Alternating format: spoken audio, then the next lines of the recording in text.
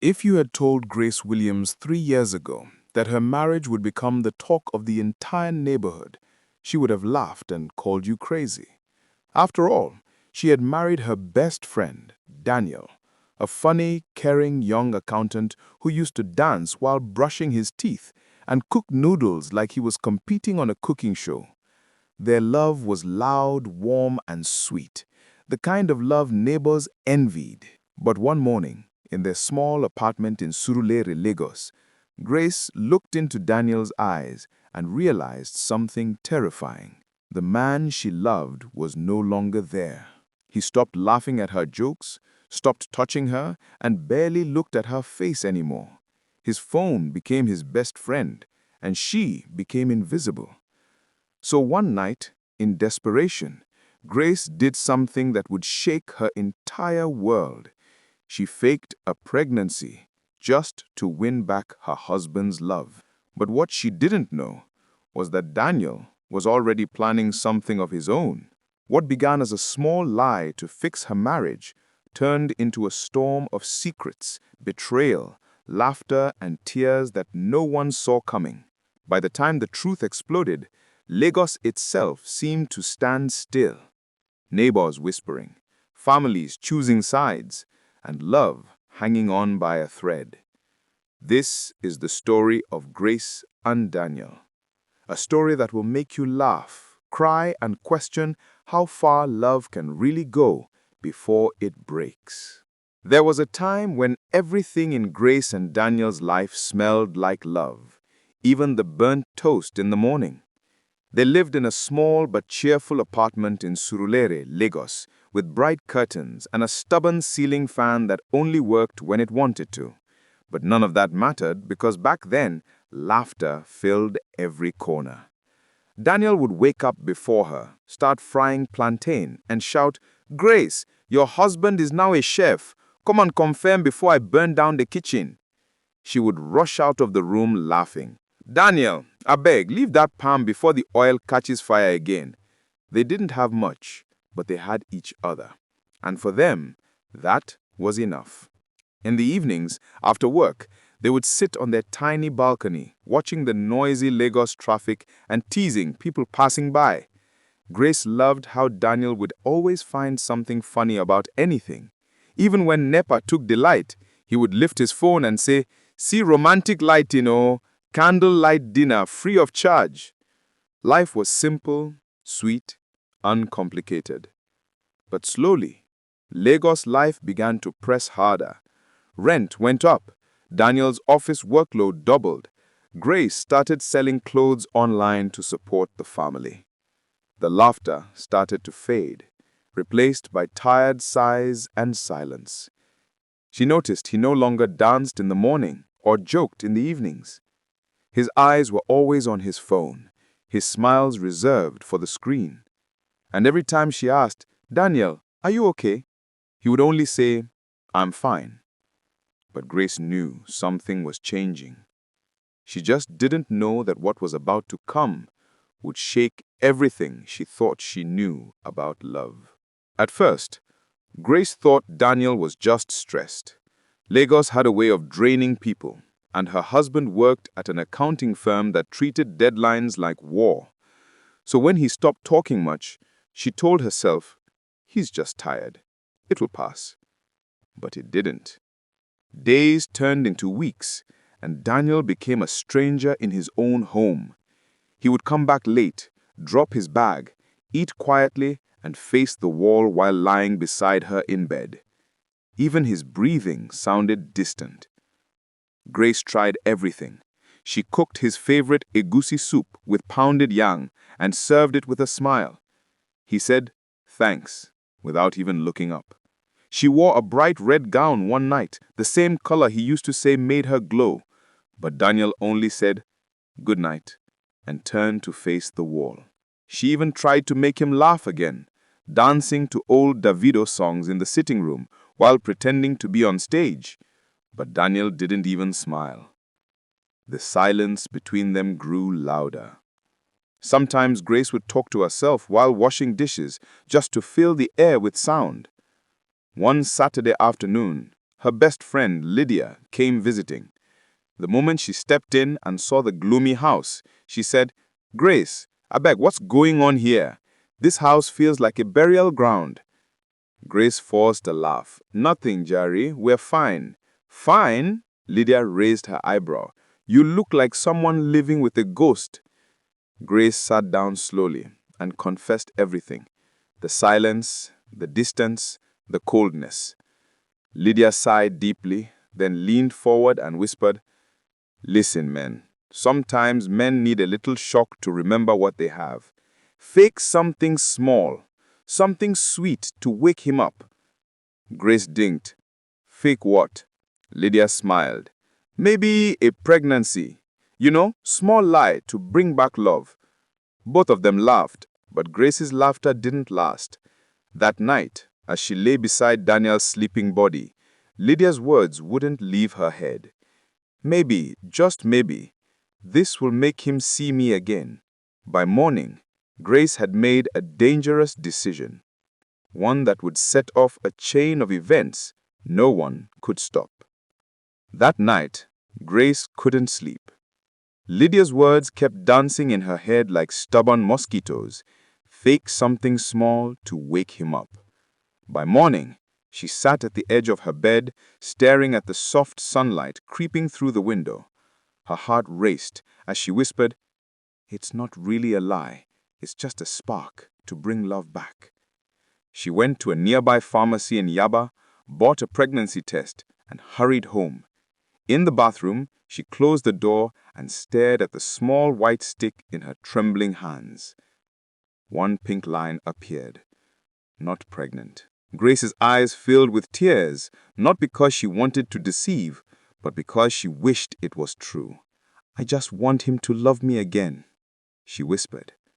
She reached for her small makeup bag and dipped her pink eyeshadow brush and gently touched the second line.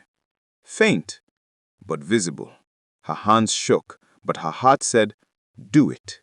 When Daniel came home that evening, tired and half distracted, Grace waited until after dinner. "Daniel," she said softly, holding the test strip. He looked up lazily, expecting another conversation about money or chores. But when his eyes landed on the test, he froze. You're pregnant," he stammered. Grace nodded, forcing a shy smile. For a moment, he said nothing. Then slowly, a small smile appeared on his face. "Wow, that's amazing." He hugged her, stiffly, awkwardly. But Grace's heart leapt. For the first time in months, he was holding her again. That night, she lay beside him, smiling into the darkness. Maybe the lie was working.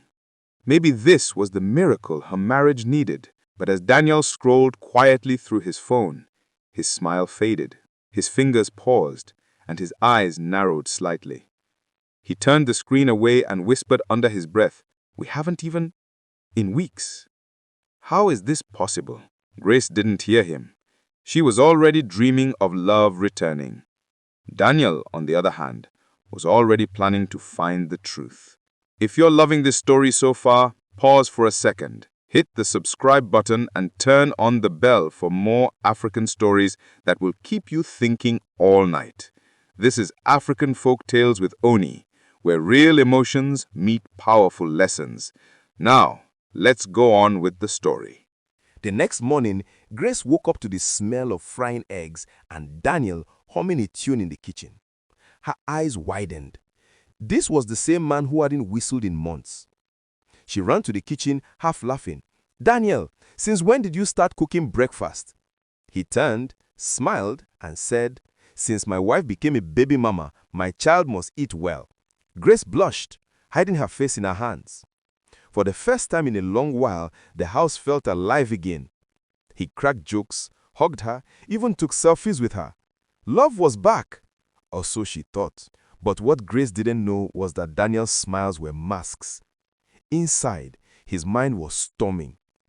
We haven't even touched each other in weeks. How can she be pregnant?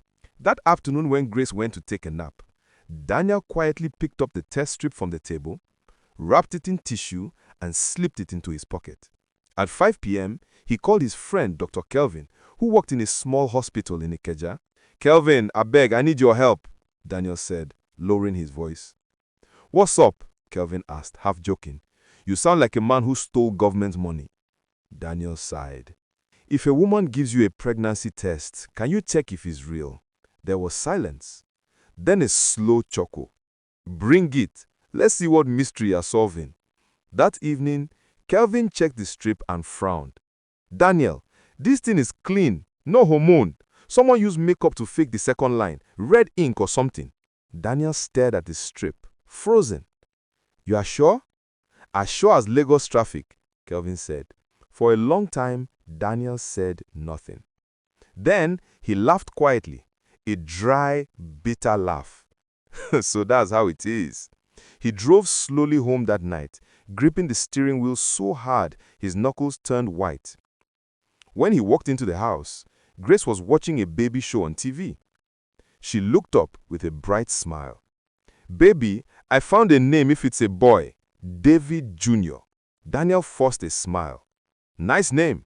She leaned her head on his shoulder, not knowing that the man beside her was smiling through heartbreak. Later that night, while she slept peacefully beside him, Daniel stared at the ceiling and whispered into the darkness, "Grace, enjoy the show while it lasts, because soon the curtain will fall."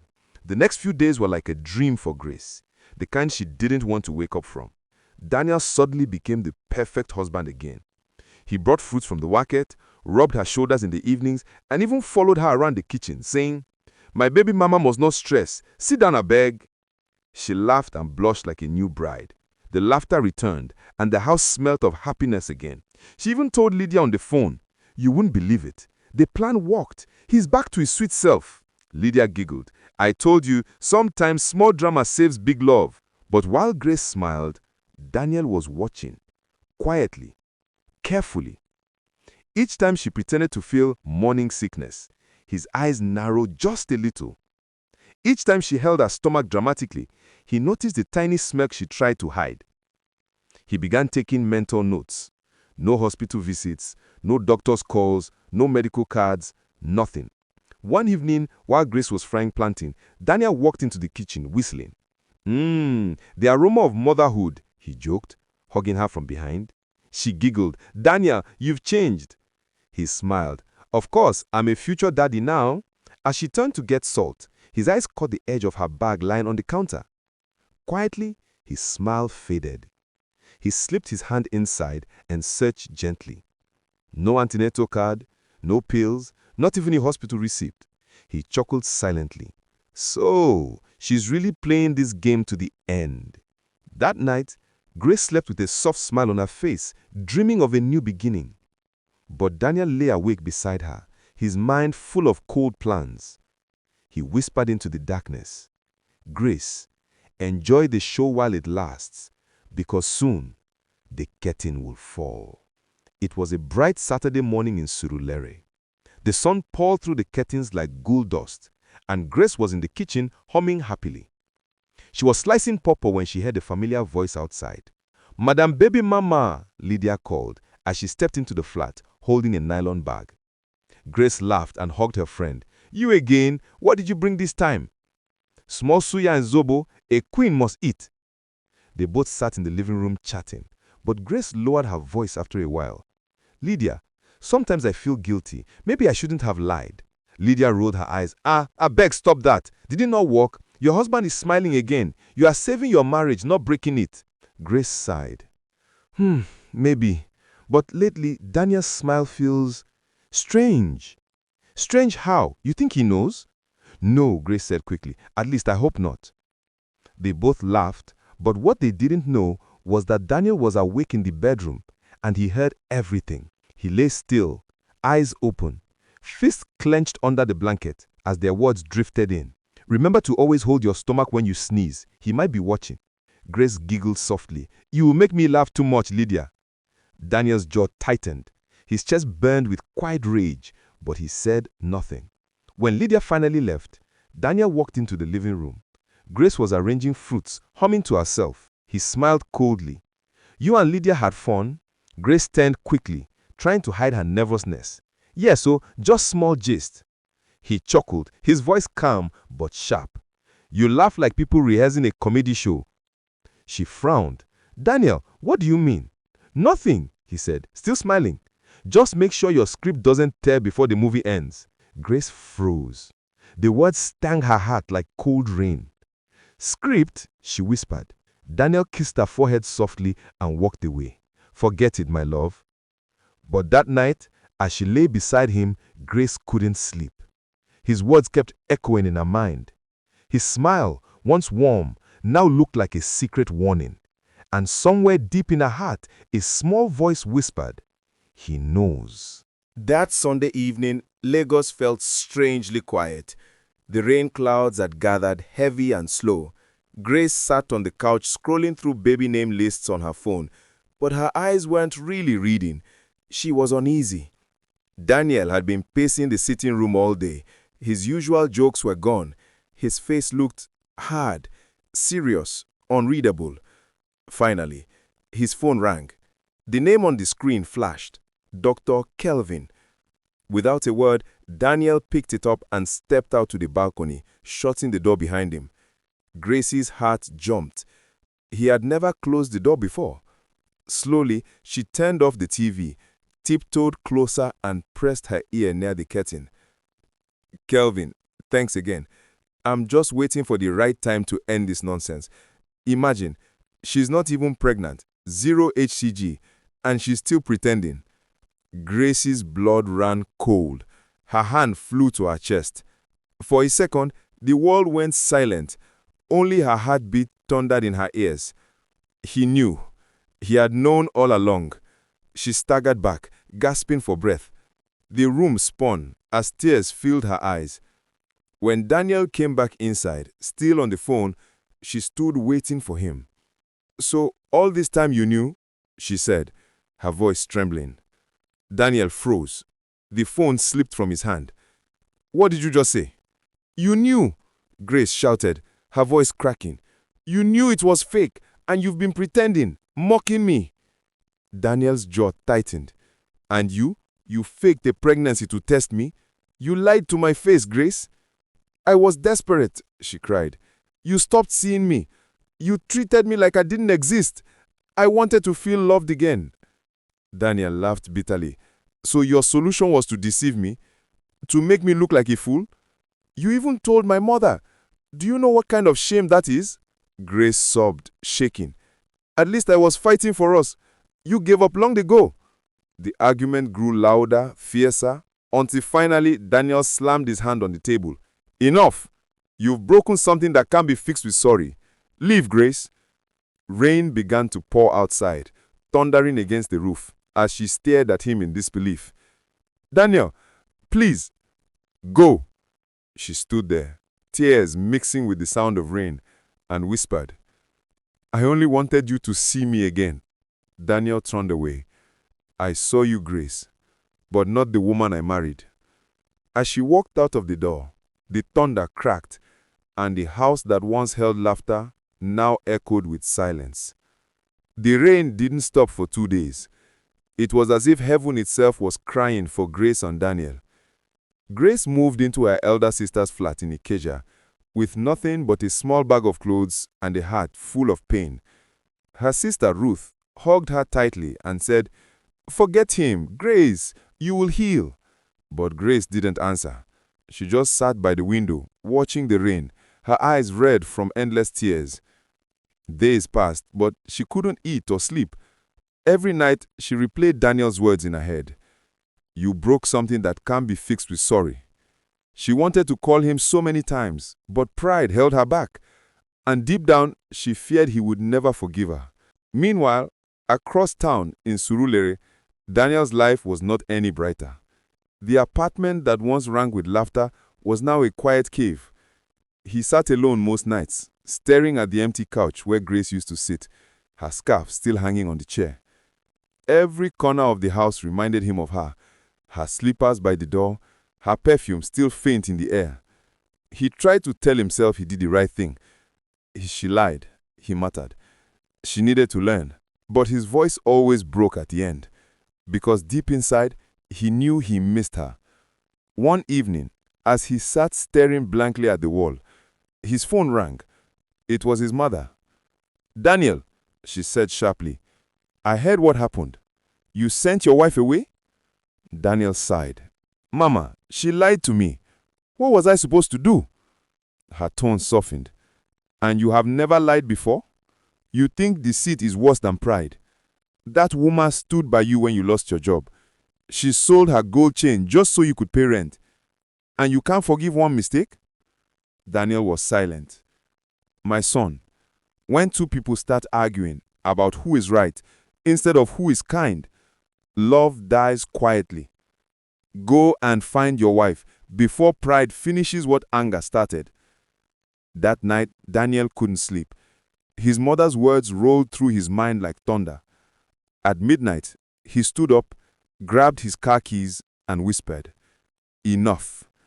He didn't know what he would say when he saw Grace, but he knew one thing. He couldn't let pride bury the love they once shared. It was a quiet morning in Ikeja when Grace heard his soft knock at the gate. She wasn't expecting anyone. Her sister, Ruth, had gone to work, and Grace was still in her nightdress, sipping lukewarm tea. The knock came again, gentle but familiar. Her heart skipped. Slowly, she walked to the gate and opened it. There he was, Daniel. He looked different. Tired eyes, rough beard, shirt half tucked, holding a small nylon bag filled with fruit. For a long moment, neither of them spoke. The only sound was the soft Lagos breeze brushing through the mango tree nearby. "Can I come in?" Daniel asked quietly. Grace nodded, her hands trembling. Inside, silence stretched between them, like a wall. Daniel set the fruits on the table and sighed. "I didn't come to argue," he said softly. "I came to say, I'm sorry." Grace blinked, confused. You are sorry?" "Yes." He took a deep breath. "I was hurt and angry, but I was also proud. I should have talked to you, not punish you. I forgot that love is not a war to win. It's a home to protect." Grace's tears filled her eyes. "Daniel, I'm sorry too. I lied, but not to hurt you. I just wanted to feel close to you again. You had become a shadow, and I was desperate." Daniel nodded slowly. "I know. Mama reminded me. She said when a woman pretends, it's not always wickedness. Sometimes it's a cry for attention." Grace covered her face and cried. "I was foolish." Daniel smiled sadly. "And I was worse. But maybe two wrongs can still find a right, if they learn to forgive." For a long time, they just sat there, holding hands, two broken hearts trying to beat together again. "Come home," he whispered. "Let's start over. This time, no lies, no silence. Just truth." Grace nodded through her tears. "But promise me, if I cry, you will listen. And if you're angry, you will talk." He smiled. "Deal." That evening, they returned to their small apartment in Surulere. It felt different, lighter, warmer, alive again. They cleaned together, cooked jollof rice, and laughed at small things. The house that once held pain now echoed with peace. Months passed. Their love grew softer, stronger, and honest. One quiet evening, as Daniel was watching football, Grace sat beside him, smiling mysteriously. "Daniel," she whispered. "Yes, madam. I think I'm actually pregnant." He froze. "Grace, if this is another prank." She laughed and handed him a new test strip. "No pink makeup this time. It's real." Daniel stared at it. Two clear pink lines, and his eyes filled with tears. He pulled her into his arms and whispered, "Then maybe God decided to write his own ending for us." And just like that, what began as a lie ended as a miracle. And that's how Grace and Daniel's story turned from fake love to true forgiveness. What lesson did you learn from this story? Was it that pride destroys faster than lies? Or that love, when healed, can be stronger than before? Tell me your thoughts in the comment section below. Don't forget to like, share, and subscribe to African Folktales with Oni, and turn on the notification bell so you don't miss the next mind-blowing story. In the meantime, we have other exciting, emotional stories waiting for you right here. So go ahead and watch the next recommended video. Trust me, you'll love it too.